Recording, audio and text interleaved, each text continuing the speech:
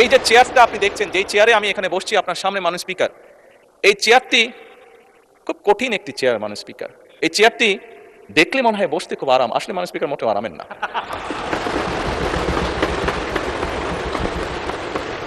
এই চেয়ারটিতে বসলে মাননীয় স্পিকার প্রতি মুহূর্তে মনে হয় যে আগুনের তপ্ত হিট আসছে মাননীয় স্পিকার।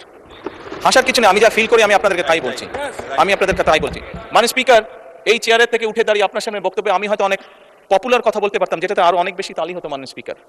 কিন্তু এই চেয়ার আমাকে বলে যে আমি সবসময় পপুলার কথা বলতে পারি না, আমাকে সেটাই বলতে হবে।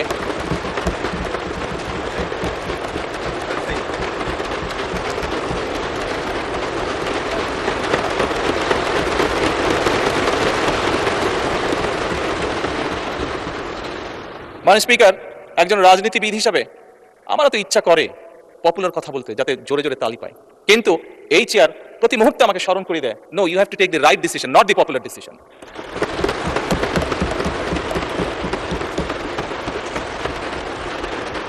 মাননীয় স্পিকার, আপনার মাধ্যমে আজকে এই সংসদের এই সবুজ চেয়ারে যারা বসে আছেন, আমি মনে করি আজকে বোধহয় আমাদেরকে সিদ্ধান্ত নিতে হবে যে আসুন আমরা পপুলার ডিসিশনে আলাপ করব না, আমরা আলাপ করব সঠিক ডিসিশনের ব্যাপারে, রাইট ডিসিশনের ব্যাপারে। মাননীয় স্পিকার, আজকে এই সংসদ অধিবেশনের শেষ দিন, আজকে অধিবেশন শেষ হয়ে যাবে। আমার সংসদ নেতা হিসেবে আমার দলের সদস্যদের কাছে, বিরোধী দলীয় বন্ধুদের কাছে, সহকর্মীদের কাছে, সদস্যদের কাছে আমার অনুরোধ থাকবে যে আসুন আগামী অধিবেশন যেটি শুরু হবে সেখানে আমরা আলোচনা করব আমরা কত দ্রুত দেশে বিদ্যুতের সমস্যার সমাধান করতে পারি। মাননীয় স্পিকার, আমরা আলাপ করতে চাই, আমি আলাপ করতে চাই আগামী সংসদে কত দ্রুত আমরা কত বেশি সংখ্যক মানুষের কর্মসংস্থান দেশেই হোক বিদেশি হোক তৈরি করতে পারি। মাননীয় স্পিকার, এই সংসদে দাঁড়িয়ে আমি আলাপ করতে চাই যে আমাদের শিক্ষা প্রতিষ্ঠান, আমাদের হাসপাতালগুলোতে কত দ্রুত শিক্ষা এবং চিকিৎসা সুবিধা আমরা পৌঁছে দিতে পারি। মাননীয় স্পিকার, দিনের কার্যবিধিতে আপনি যখন শুরু করেন বিভিন্ন সময় বিভিন্ন সংসদ সদস্য বলে ওঠেন তার এলাকায় রাস্তা লাগবে, তার এলাকায় ব্রিজ লাগবে, কারো এলাকায় কালভার্ট লাগবে, স্বয়ং বিরোধী দলীয় নেতা ওনার এলাকার সমস্যার কথা বলেছেন।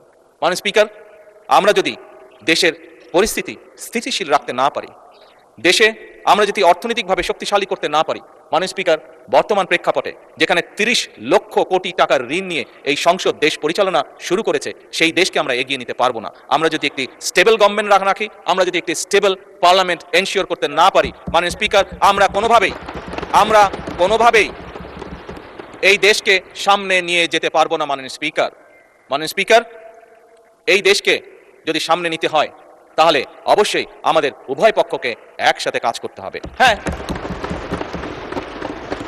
বাংলাদেশে আইটি শিল্পের বিকাশ কিভাবে হবে এ ব্যাপারে হয়তো আমাদের মধ্যে ডিবেট হতে পারে, এ ব্যাপারে আমাদের মধ্যে দ্বিমত থাকতে পারে, কিন্তু বাংলাদেশের আইটি শিল্পের বহিঃপ্রকাশ হতে হবে, এ ব্যাপারে আমাদের মধ্যে নিশ্চয়ই কোনো ডিবেট নেই। মাননীয় স্পিকার, সেজন্যই আসুন আজকে আমরা সিদ্ধান্ত গ্রহণ করি যে আমাদের আলোচনার বিষয়বস্তু হবে এই দেশের মানুষের ভাগ্যের পরিবর্তন। আমাদের আলোচনার বিষয়বস্তু হবে